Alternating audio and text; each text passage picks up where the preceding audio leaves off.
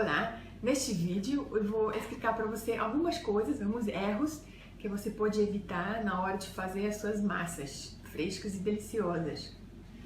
Então vamos lá, logo no meio do assunto. No início desse módulo, você aprendeu a fazer vários tipos de nhoque, vários sabores de nhoque que são muito deliciosos. Mas tem algumas dicas que eu quero passar para você seguindo essas dicas, você pode reduzir o risco de fazer erros. Então vamos lá, quais são esses erros que a gente pode cometer? São 3, na verdade. Na hora de preparar os legumes para o nhoque, a gente tem que prestar atenção ao ponto do cozimento desses legumes. Aí depois, montar a nossa massa, a gente precisa prestar muito atenção ao ponto da massa. E o terceiro é o cozimento dessa massa pronta. Então, quando a gente cozinha os legumes para os nhoques, a gente tem várias opções de cozimento, ou no vapor, ou na água, ou na panela de pressão. E tem uma quarta opção que é muito interessante, no vapor dentro de panela de pressão.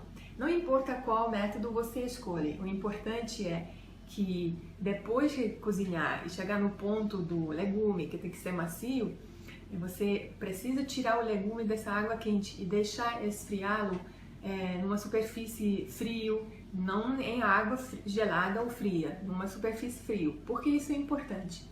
Porque dessa forma você pode evitar que esse legume absorva mais líquido ainda.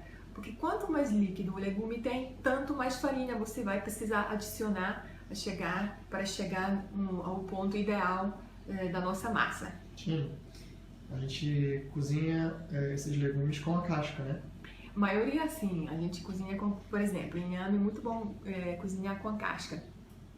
Tá? Isso aí protege um pouco, né? Mas a batata doce, por exemplo, você tem a opção de cozinhar sem casca, no vapor, ou com casca na água. Você tem opções. Quanto menos água, na verdade, a gente usa no cozimento, é melhor, porque preserva os nutrientes do legume e absorve menos água. Então a melhor forma de cozinhar também é no vapor, né? Que além do mais ainda preserva mais os nutrientes, né? Exatamente. E para esfriar a gente pode dar um choquezinho rápido na água, né? Por isso até que a gente guarda a casca, não é isso? Mas tem que ser muito rápido mesmo. Às vezes a pessoa esquece e deixa na água por meia hora. É raro, porque o seu legume... Exatamente. Por isso que é bom cozinhar com a casca, porque aí dá o choque para ele esfriar com a casca. Isso. Você dá esse choque e logo tira, 1 minuto depois, tira da água e deixa esfriar numa superfície mais geladinha. Isso. E quanto tempo deixa cozinhando, time? Como é que a pessoa sabe que o legume está cozido no ponto? Não está cozido nem de menos nem de mais? Então, na panela de pressão, normalmente a indicação é que quando começa a apitar a panela, você diminui o fogo e cozinha o legume mais por 5 minutos. Depois apaga o fogo e espera o vapor sair totalmente da pressão e só assim que você pode tirar o legume, tá? Aí quando você faz no vapor, é fácil, você simplesmente tira a tampa da panela e vai verificando com um garfinho, exatamente. Então não tem mistério.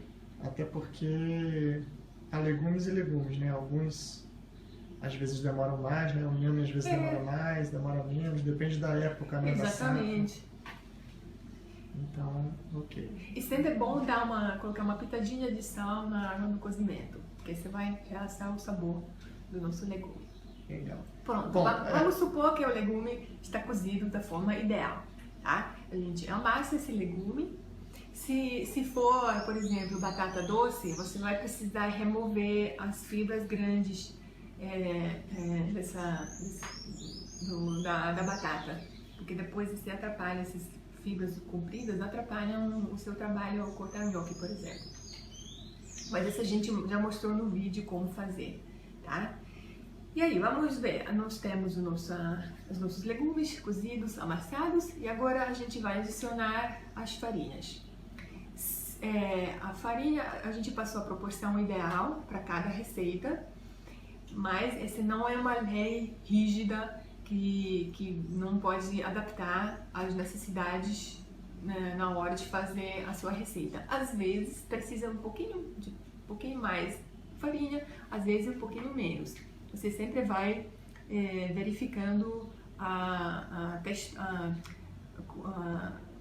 o legume, porque é o legume que determina a quantidade da farinha necessária. Por isso é importante não cozinhar demais ou deixar de molho os legumes, porque quanto menos água tem, tanto mais saboroso será o seu nhoque, porque você vai precisar de menos farinha, tá? Por isso que você deixa esfriar também, né, Tia? Exatamente. Para que saia o vapor, né? Porque o vapor é água. Se você começa a misturar legume muito quente com as farinhas, você vai precisar de mais e mais farinha para chegar no ponto certo.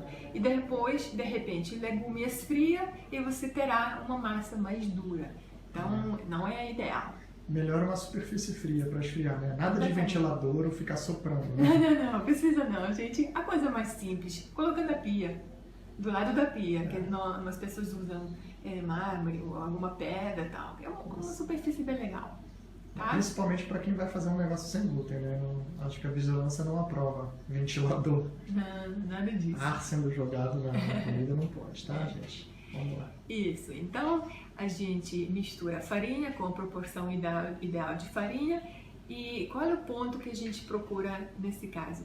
É um ponto que dá uma massa elástica e que a gente consegue modelar sem sujar a mão, sem sujar a superfície de trabalho, tá? Então, esse aqui é um ponto muito importante. Aí, esse foi o segundo passo. Vamos supor que conseguimos cozinhar bem o nosso legume, achamos o ponto certo da massa, conseguimos modelar e a gente cortou no tamanho que a gente gosta. O terceiro passo a fazer é cozinhar a nossa massa recém-feita.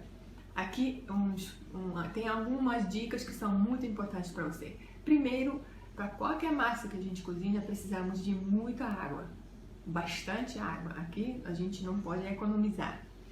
Essa água sempre deveria ser bem salgadinha. Uma panela cheia, adiciona uma colher de sopa de sal.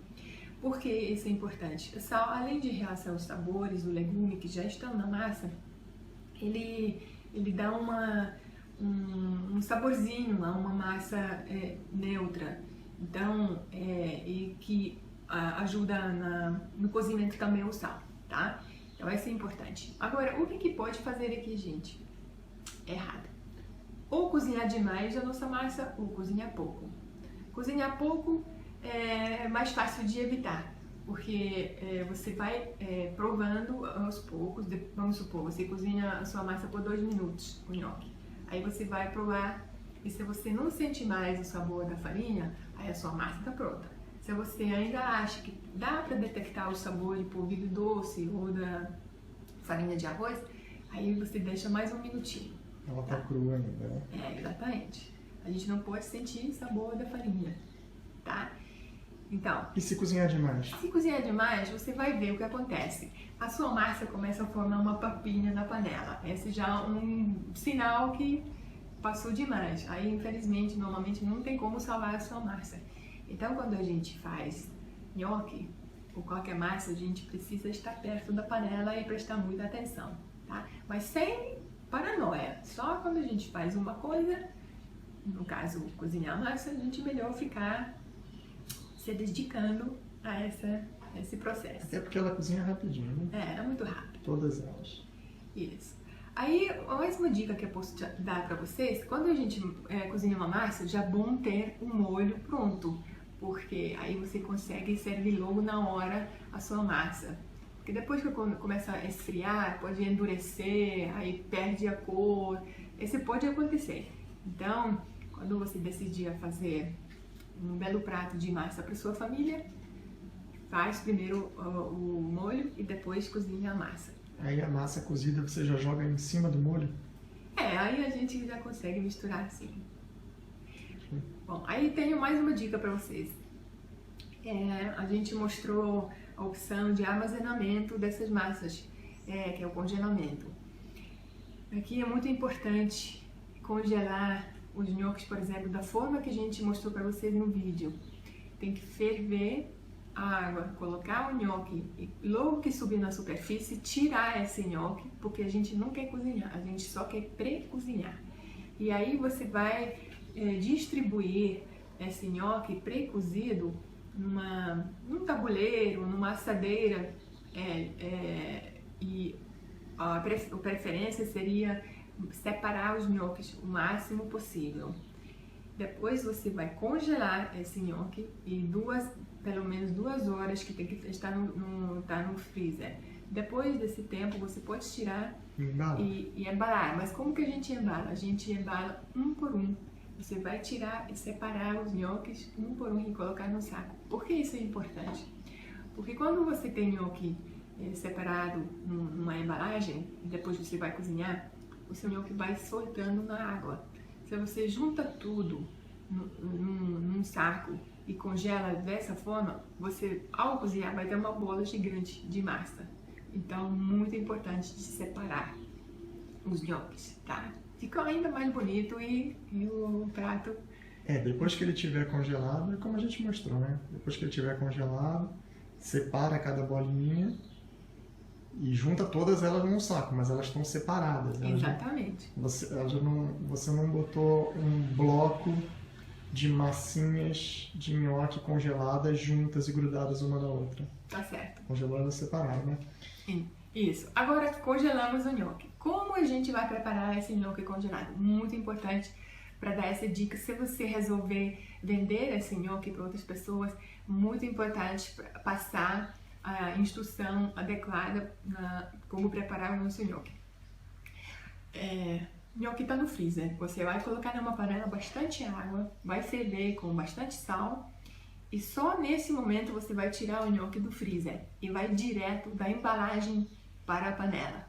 Não precisa descongelar. Se você descongela esse nhoque e só depois que coloca na água, você vai ter uma papa muito linda de nhoque, mas não vai ser nhoque. Então, direto do freezer para água fervente, né? Exatamente. Agora, não se assusta com aquilo que vai acontecer na sua panela, porque esse nhoque vai afundar e vai ficar um tempinho no fundo da sua panela. É normal, porque é um gelo que você coloca aí. Depois, demora um pouquinho para esse gelo perceber que está num ambiente mais quente e que isso vai começar um movimento, que os nhoques vão subindo para a superfície da água. Subiu, já pode tirar e servir com o molho da sua preferência. Maravilha. Tá? Então, gente, é super simples, só prestar um pouquinho de atenção, que não tem mistério nenhum.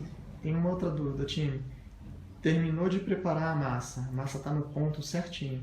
É bom não esperar muito para levar ela ou para pré-cozinhar, para congelar, ou para cozinhar mesmo para servir, não é? Senão ela vai secando, vai ficando quebradiça. Não é isso? Então, preparou a massa. Isso, essa dica que o Léo está falando é muito importante na hora de fazer a massa de lasanha, talharim e outras massas frescas, porque a nossa massa sem glúten é uma massa bem delicada, então a gente tem que prestar muita atenção na hora de fazer a massa e depois na hora de prepará-la. Então, por exemplo, quando a gente faz a lasanha, a gente fez a experiência, por isso a gente sabe. A gente preparou muita massa e não deu tempo para cozinhar. E o que aconteceu? As massas que a gente preparou pela primeira vez, no início, elas começaram a rachar, secar e rachar. E assim era difícil de cozinhar e ter uma massa linda. Então, mais uma vez, você decidiu fazer a massa, então presta atenção, fica com a sua massa até o fim, tá? Legal. E outra dúvida, Tim. A massa de nhoque é fácil de congelar, a massa de lasanha é fácil de congelar, cannelloni, ravioli, acho que são fáceis também, não? O cannelloni, na verdade, ravioli você pode congelar já recheado, já pronto. Isso. O cannelloni você pode fazer a mesma coisa, rechear, enrolar e congelar. E o talharim? O talharim mais complicado, é mais complicado. Pode dar certo se você corta bem curto o talharim, pré-cozinha rapidinho e distribui numa forma, num tabuleiro e você congela. E depois você tenta separar o máximo possível as tirinhas da massa e depois você vai... Acho que a dificuldade seria essa, né? Organizar o talharim. Exatamente. Então... Bom, é isso, pessoal. Tem muito que aprender ainda, né? E mais uma coisa, quando a gente faz a talherim, massa da lasanha, a gente pode ter duas coisas, ou a massa fica mole demais ou a massa fica dura demais.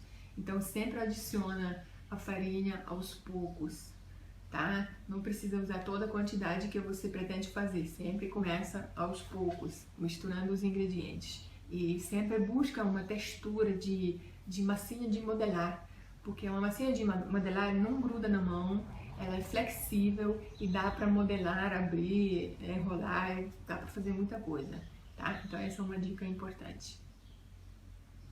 É isso, gente. Tomara que seja útil para vocês e quero ver todo mundo fazendo massas lindas e gostosas. Não tem tchau? Tchau!